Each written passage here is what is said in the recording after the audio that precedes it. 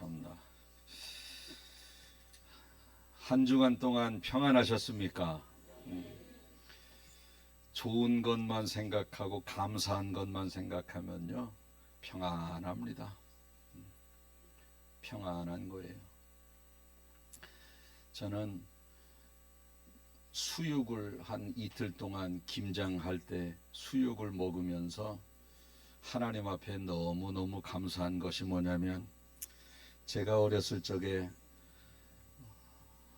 가난했죠. 다 국가 전체가. 어머니가 너 정육점에 가서 돼지 비계 좀 얻어와라. 옛날에는 돼지 비계, 요즘은 다 버립니다. 옛날에는 그것도 팔았어요. 팔고 돼지고기 한 몇 근 사면 비계를 조금 한 주먹 두 주먹 덤으로 주고 그랬는데, 고기를 사야 비계도 주는데 돼지 비계도, 돼지 비계만 얻어오래요.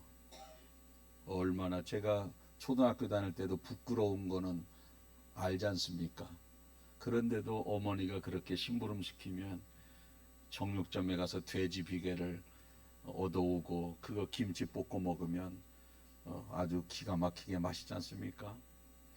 그렇게 돼지 비계도 못 먹었던 시대에서 살던 우리나라 대한민국이 지금은 수육을 이렇게 삶아 먹는데 저 끄트리 거는 버려. 살점도 붙어 있는데도 버려버려요. 이런 대한민국에서 살고 있어요. 수육을 이틀 동안 먹으면서 또 박명호 권사님이 수육도 갖다 주셔서 또 그것까지 3번을 먹었어요. 아주 그러면서 내가 이렇게 호사를 누려도 되나. 옛날에 비계 김치에 볶아 먹던 시절 생각하니까 얼마나 참 감사한지 몰라요. 옛날에 쌀이 좀 부족해서 저희 초등학교 다닐 때만 해도 보리쌀 이렇게 많이 쌀 조금 넣고 섞어서 도시락 싸가지고 가고 그랬었는데, 지금은 쌀이 아주 너무 흔해 버렸어요. 쌀 쳐다보면서 감사하고, 수육 먹은 거 생각하면서 감사하고, 감사 모든 것이 감사한 겁니다. 모든 것이. 항상 감사를 많이 하고, 감사는요 찾아서 하는 거예요. 냉장고 안에, 우리 집 냉장고 안에 고기가 있네. 우리 저 쌀 좀 봐. 쌀 그런 거 생각하면요 감사한 것밖에 없어요. 그런 사람은요 마음이 평안하고 행복합니다. 여러분들에게 행복하게 살아가는 지혜와 비결을 깨닫는 여러분들 되시길 바라겠습니다.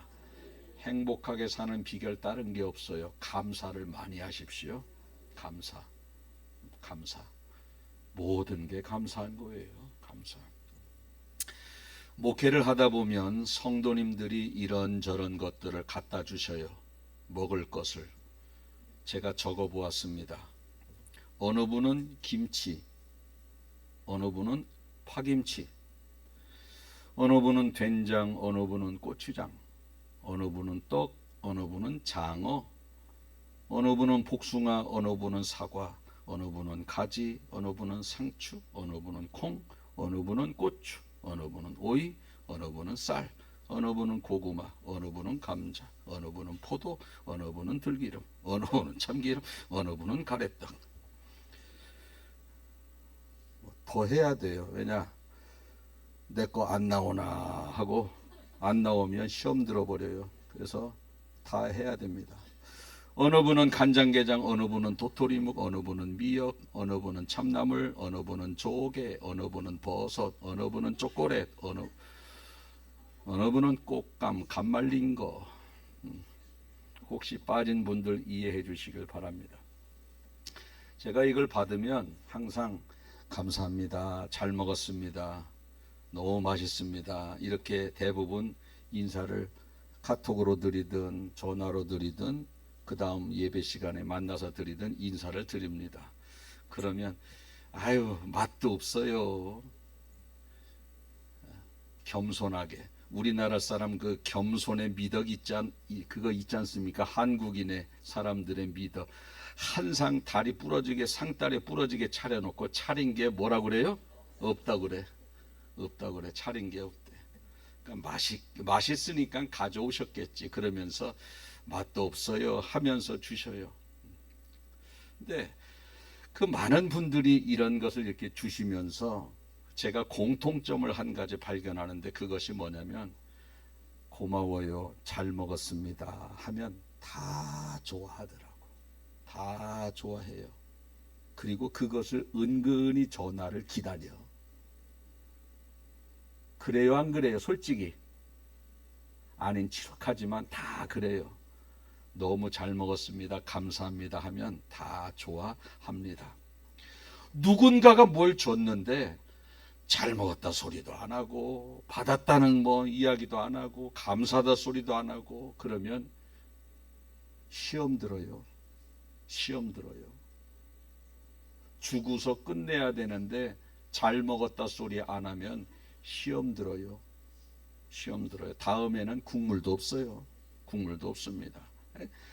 잘 먹었습니다, 권사님 너무 맛있어요. 제가 입맛도 없었는데 권사님이 담아주신 그거 먹고 힘을 냈어요. 입맛이 돌아왔어요. 그러면 너무너무 좋아해요. 너무너무 좋아해요.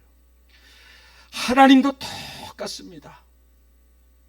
우리에게 이런저런 은혜를 베풀어 주셨으면 우리가 하나님 감사합니다, 하나님 고맙습니다, 하나님의 은혜입니다, 이렇게 감사를 드리는 것이, 드리는 그러한 일들을 얼마나 기다리고 얼마나 바라고 있는지 몰라요. 그래서 오늘 본문 시편 50편 23절에 감사로 제사를 드리는 자가 나를 영화롭게 한다. 제사는 예배인데 예배를 드릴 때 감사한 것을 생각하면서 예배를 드리면 하나님이 기쁘다는 겁니다. 기쁘다.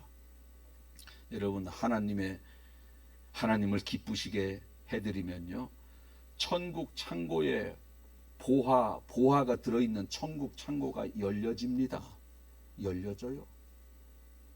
무조건 하나님 이것도 감사합니다, 저것도 감사합니다 하면 우리 하나님이 너무 좋아하셔요.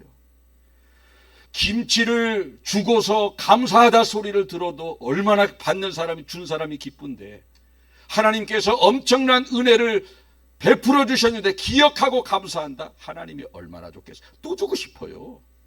또 주고 싶어요. 여러분들이 이 땅을 살아가면서 이런저런 많은 풍성한 은혜를 받기 위해서는 모든 것 생각하면서 걸어다니는 것도 감사합니다, 예배 드리는 것도 감사합니다, 밥 먹는 것도 감사합니다, 잠잘 수 있는 집 주셔서 감사합니다, 다 감사드려 보세요. 사람도 기쁜데 하나님 얼마나 기뻐하겠습니까? 우리 하나님은요, 꼭 은혜를 베풀어 주셨으면 감사를 기다려요. 출애굽기에 보면 너희들은 유월절을 지키라, 내가 너희들을 애굽에서 어떻게 인도했는지를 기억하라. 그 애굽에서 중노동을 하고 남자 아이를 낳으면 나일강 하수에 던져서 죽여버리는 그러한 고통의 나날을 살다가 하나님께서 모세를 통해서 구원의 은혜를 베풀어 주셨어요. 이제 중노동 안 해도 됩니다. 아들 낳아도 죽이지 않아도 괜찮아요. 얼마나 감사합니까? 그걸 매년 유월절을 지키면서 애굽에서 너희들을 어떻게 인도해냈는지를 기억하고 감사하라는 겁니다. 기억하고. 그리고 뭐라 그랬습니까? 맥주절을 지키라. 우리 맥주 감사절 드렸지 않습니까? 너희들이 오곡백과를 거두고 첫 열매를 거두었으면 하나님이 주신 줄 알고 맥주절을 지키라. 그 다음에 또 한 가지 마지막 수장절을 지키라. 오늘 추수감사절. 먹을 것을 추수한 후에 창고에 채워들여 놓고 추수한 다음에 수장절을 지키라. 추수감사절을 지키라. 이렇게 오곡백과를 주신 분이 하나님임을 고백하라는 겁니다. 고백하라는 거예요. 여러분, 여기 지금 과일도 있고 또 야채도 있고 쌀도 있고 뭐 땅콩도 있고 다 있습니다. 사람이 하는 것은요 얼마 안 돼요. 밭 깔고 거름 주고 씨 뿌리고 농약 주고 열매 따고 끝이요, 끝. 근데 하나님께서는요, 자, 농부가 씨를 뿌리면 그 싹을 내리는 것은 누구 영역이에요? 하나님의 영역이야.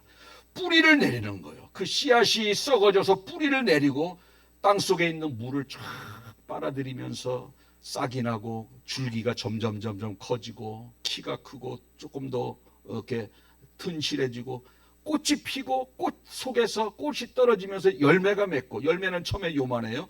하루하루 지나면서 낮에 뜨거운 햇빛, 밤에 차가운 기운을 받으면서 점점 커지면서 이만한 감이 또 사과와 배가 달리는 것은 하나님의 영역인 줄 알고 감사하라는 거예요. 감사하라는 거예요. 농부의 영역은 요만큼밖에 안 돼. 하나님의 영역은 이만큼 되는, 그것을 알고 감사하라는 그러한 하나님의 명령이 바로 수장절 추수감사절이에요. 하나님의 손길입니다. 감을 우리가 먹을 수 있는 것은 하나님의 은혜예요. 하나님의 섭리가 아니면 우리 사과, 감 하나 먹을 수 없어요. 한번 제가 선창을 하면 여러분들은 하나님의 은혜입니다라고 답하면 같이 합창을 하고 그렇게 하면은 정답인 것입니다. 단감을 먹을 수 있는 것이 누구의 은혜입니까? 바나나를 먹을 수 있는 것이 누구의 은혜입니까? 사과를 먹을 수 있는 것이 누구의 은혜입니까? 쌀로 밥을 지어 먹을 수 있는 것이 누구의 은혜입니까? 맞습니다. 근데 여기서만 따라 하지 말고 생활 속에서 사과 먹으면서 맛있다. 어디서 샀냐? 얼마냐? 아이고 비싸기도 하네. 근데 맛있다. 우자구자 그러지 말고 하나님의 은혜입니다. 바나나 하나 먹으면서 어디서 샀냐? 참 맛있다. 우자구자 그러지 말고 하나님의 은혜입니다. 하나님이 더 주고 싶어요. 더 주고 싶어요. 막 채워주고 싶을 거야. 여러분 김치를 해왔는데 제가 먹고 입 싹 닦아 감사하다 소리 안 하고 다음에는 없어? 김치가 왜 이렇게 맛있습니까? 정말 맛있네. 그리고 먹고 싶었는데. 그러면 다음에 생채 담으면 갖다 주고 싶어요? 그냥 김치로 끝내고 싶어요? 갖다 주고 싶은 거요. 감사는요, 또 다른 감사를 낳는 거예요. 또 다른 축복을 가져오는 게 바로 감사라는 겁니다. 여러분 감사 많이 하나님께 올려드리시길 바라겠습니다. 하나님이 하셨습니다라고 기억을 하고 고백을 하고 감사하는 것 얼마나 좋습니까? 얼마나 좋아요. 우리 손자 하성이가 6살인데 어린이집에 가면 이제 좀 말을 안 듣고 그러나 봐요. 좀 싸우기도 하고 선생님 말씀도 안 듣고 그러나 봐요. 우리 아들도 한승질 하는데 야단도 쳐보고 너 저기 방에 들어가서 혼자 들어가서 생각 좀 하고 와 깊이 하면서 방 안에 혼자 들여보내. 과연 걔가 생각을 할지 뭐 할지 아니면은 뭐 장난감 하나 쳐다보고 그거 가지고 놀지 뭘지는 모르겠어요. 생각 좀 하고 와. 또 심지어는 매도 내보고 그래도 도저히 변화가 없더래. 그러니까 한숨을 푹푹 쉬면서 어제 그저께는요 지 엄마한테 따고더니 아들이 지 엄마한테 따고더니 엄마가 저 키울 때 참 힘들었겠다라고 생각이 되네요. 그런 말을 해요. 제가 눈물 날 뻔했어요. 기억하는구나. 알아주는구나. 손자 속삭이는 건 그건 다 잊어버려 버렸어요. 그 순간 엄마가 저 키웠을 때 많이 힘들었겠어요. 그런데요 제가 가슴이 뭉클했어요. 고마움을 안다는 것, 희생을 안다는 것, 그것이 듣는 사람으로 하여금 얼마나 기뻐하는지 몰라요. 막 여기에 막 돈 있으면은 다 꺼내주고 싶더라고. 우리 아들한테. 우리 하나님께서 똑같다는 겁니다.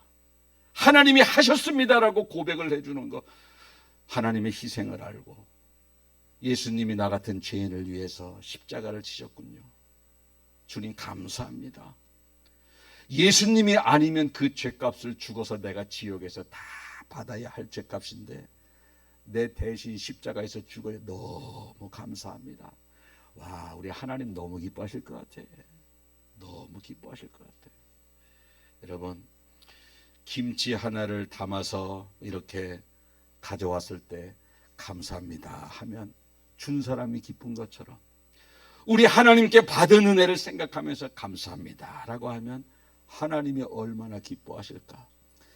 먹고 입 싹 닦으면 사람도 서운한데 엄청난 은혜를 받았음에도 불구하고 감사하지 않은 입 싹 닦으면 하나님이 얼마나 속상해 하실까. 당신이 육신의 몸을 덧입고 이 땅에 오셔서 온갖 처절한 십자가의 고통을 당했음에도 불구하고 알아주지 않는 거예요. 감사하지 않는, 깨닫지 못하는 겁니다. 하나님이 속 많이 상하셨을 것 같아.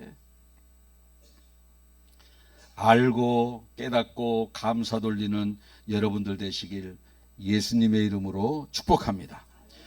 우리가 감사절을 맞이해서 정말 감사한 건데 당연하게 여기는 것들이 너무너무 많이 있어요. 그 중에 한 가지가 뭐냐면 혀라는 거예요. 혀 이거. 얘 있잖아요. 여러분들이 혀가 소중하다는 거 느껴보셨어요? 얘가 무슨 일을 하느냐? 음식물이 입안에 들어오면 섞어줘요. 밥 한 숟갈 넣고 반찬 하나 넣고 상추 하나 넣고 된장도 조금 넣고 하면 혓바닥이 그 속에서 확 버무려 준다니까 이렇게. 그래서 맛을 탁 내요. 또 한 가지 혀가 하는 일이 뭐냐? 말 발음을 정확하게 내게 해.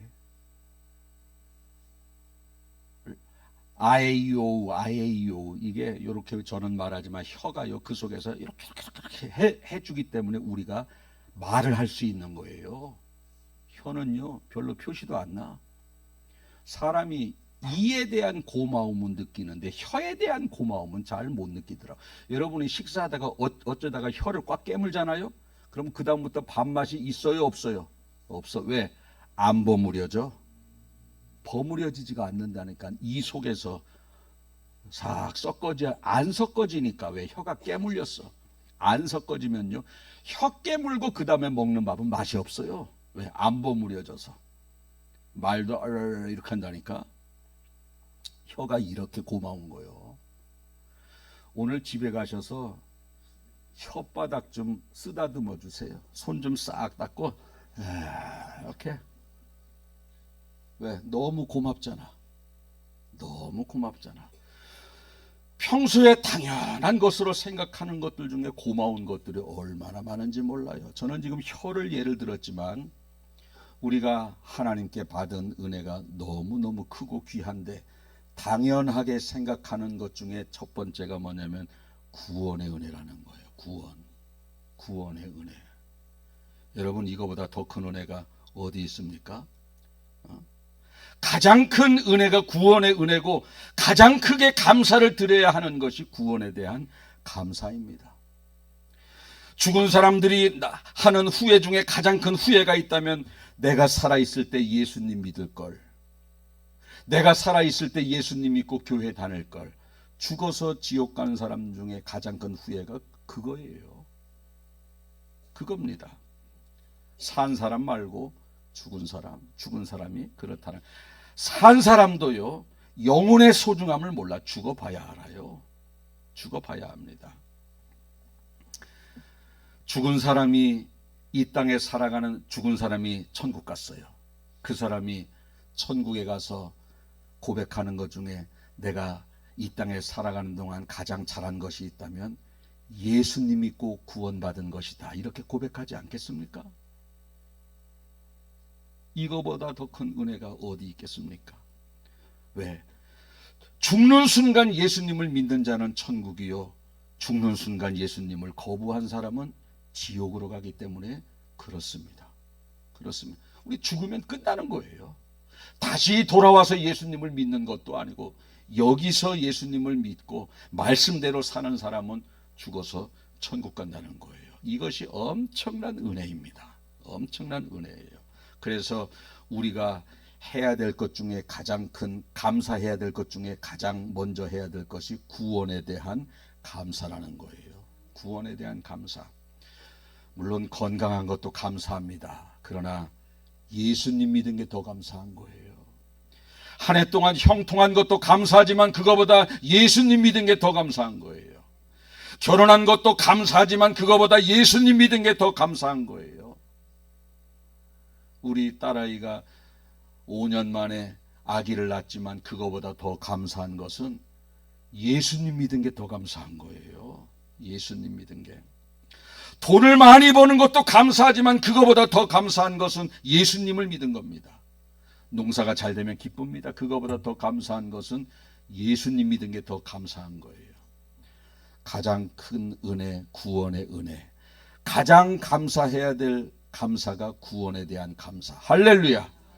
여러분들이 순간순간 나는 죽어도 천국 갈 사람이야. 나는 구원받은 사람이야. 스스로 이러한 자부심을 가지고 남은 인생 사시길 축복합니다. 그러면 불행하지 않습니다. 삼성의 이재용 회장 부럽지 않아요. 대통령 부럽지 않아요. 저들보다 우리가 더 훨씬 복받은 인생입니다. 할렐루야. 두 번째로 우리가 감사해야 될 것은 나를 인도해 주신 하나님의 은혜에 감사해야 된다는 겁니다. 요즘 우리 외손자죠. 외손자 크는 걸 보니까 잘하는 게 딱 하나 있어요. 통곡 섞인 울음. 그거는 기가 막히게 잘합니다. 야, 아주 그렇게 아기를 여럿 봤어도 그렇게 우는 애 못 봤어요. 우는 거 정말 잘해요. 우는 거 정말 잘해. 자, 그렇게 우는데 우리 딸이 안 울 때까지 막 일하고 있어요. 그리고 결혼하기 전에는 아침에 저녁에 자면 아침에 그냥 막 깨워야지 일어났던 딸이 깨우지도 않았는데 지금은 눈을 떠가지고 애 젖을 그 분유를 먹여요. 야, 자는 애를 왜 분유를 먹이냐? 그러니까 좀 이따 깨서 울을 거래. 그럼 그때 먹이면 되는데 깨서 울면 속상할까봐 그 미리 먹이는 걸. 애기들은요 10분만 늦게 줘도 울더만 배고파서. 그 시간이 정확하게 3시간 간격으로 분유를 먹여요. 그러니까 저녁에 자면 아침에 그냥 허벌레하게 잠잤던 애가 3시간마다 깨서 애 분유를 먹이는 거예요. 야, 어떻게 저렇게 철이 들었나 우리 딸이. 나 뭐라고도 안 해. 기저귀 다 갈아줘요. 기저귀를 다 갈아줘. 옷 다 빨아주고. 자, 여러분, 어머니가 애를 나놓기만 하고 이제 나눴으니까 네가 알아서 커. 그래요. 끝까지 돌보아주고 보호해주고 지켜줘요. 끝까지. 하나님도 똑같습니다.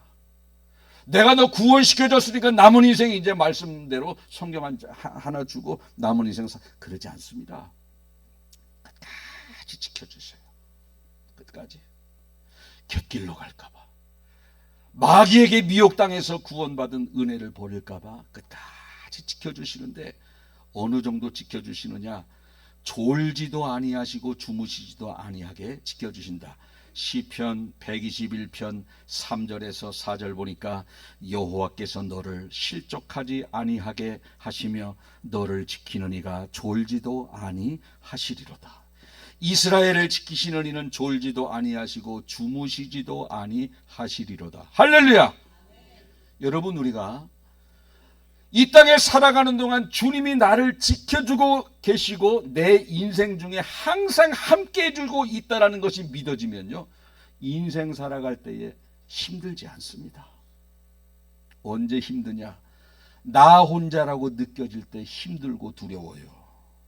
나 혼자라고 느껴질 때. 우리가 깜깜한 길을 가요. 나 혼자라고 생각하면 되게 무서워요. 근데 저 뒤에 엄마가 따라와. 그러면 무서워요, 안 무서워요? 안 무서워요. 뒤에 엄마가 따라온, 뒤에 친구가 따라온다 할지라도 같이 가면 무섭지 않습니다. 혼자라고 생각할 때 특히 어두운 건 똑같아요. 어두운 건 똑같습니다. 나 혼자라는 생각이 들 때 굉장히 무서워요. 그러나 친구가 따라온다고 생각하면 무섭지 않습니다.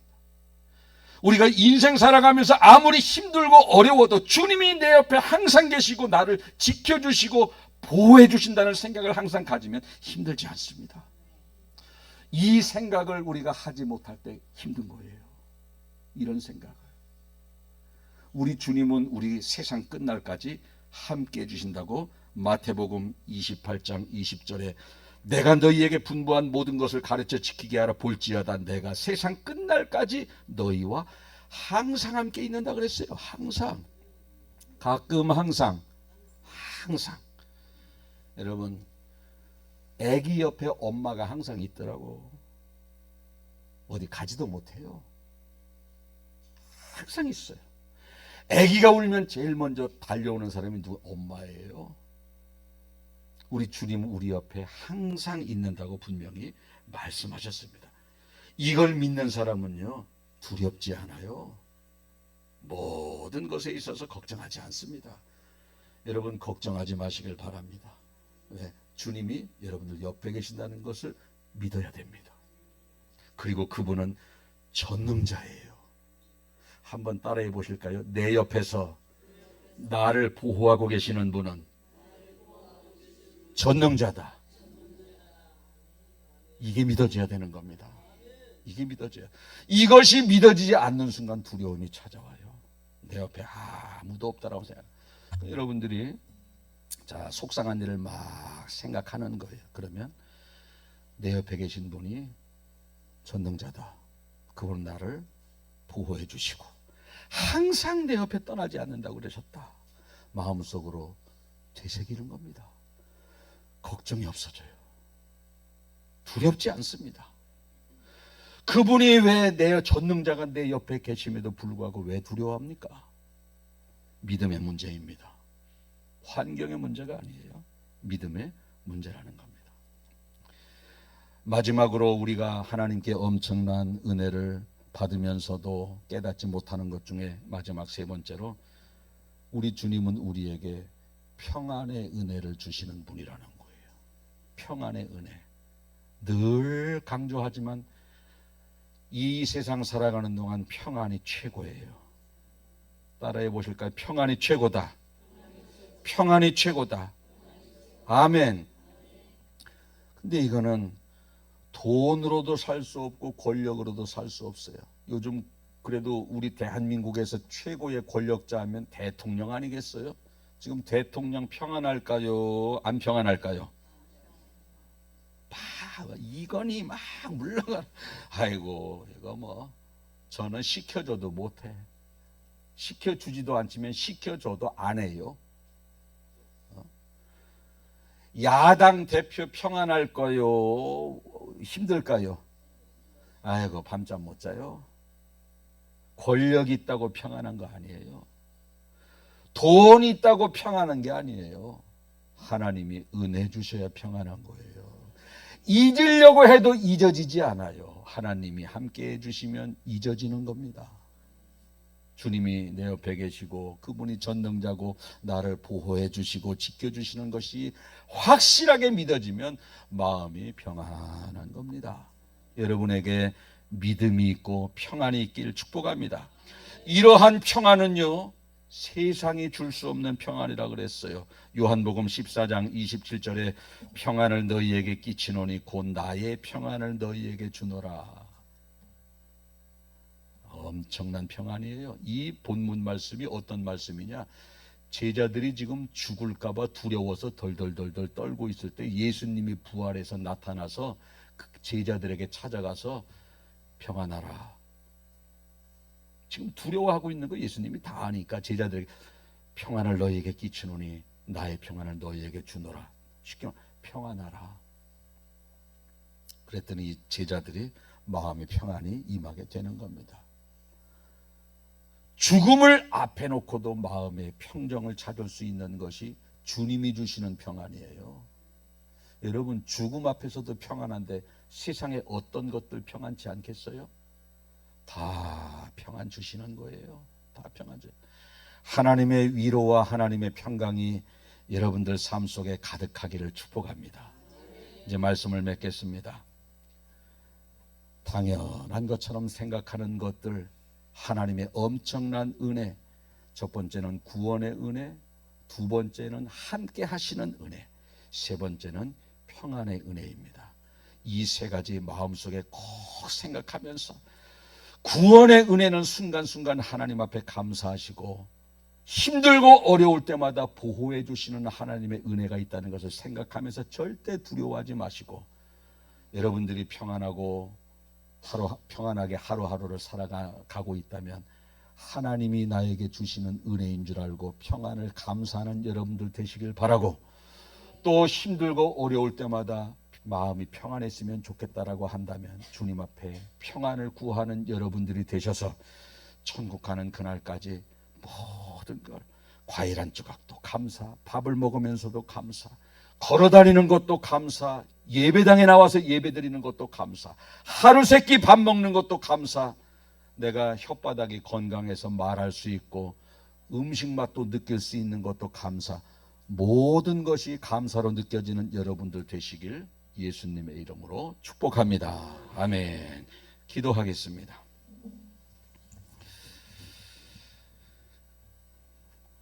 추수 감사절을 맞이하여 하나님의 은혜로 감을 주셔서 감을 올려놓고 예배를 드리나이다. 하나님께서 길러주시고 재배해 주신 귤과 포도와 바나나를 올려놓고 하나님 앞에 감사제를 드리나이다. 사람의 수고는 지극히 작습니다. 하나님의 손길이, 하나님의 능력이 너무 크고 감사해서 강단에 올려놓고 예배를 드리오니 주님 먼저 받아 주시옵소서. 주님이 주셨다라고 고백을 하면서 이 시간 하나님께 감사하며 영광을 돌리며 예배를 드리오니 하나님께는 영광이 되고 저희들에게는 또 다른 축복이 임하는 귀한 예배 시간이 되게 하여 주시옵소서.